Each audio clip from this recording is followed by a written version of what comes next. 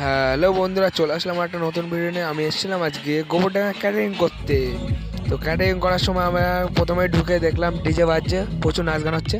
তারপরে এই যে সেলফি জোন, আর এইদিকে দেখতে পাচ্ছ টপ দিয়ে ভালো করে সাজানো ফুলের গার্ডেন্সটা।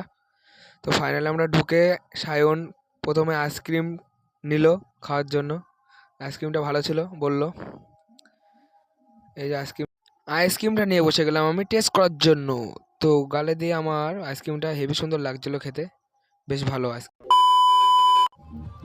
তো আমরা চকলেট আইসক্রিম টেস্ট করার জন্য নিলাম।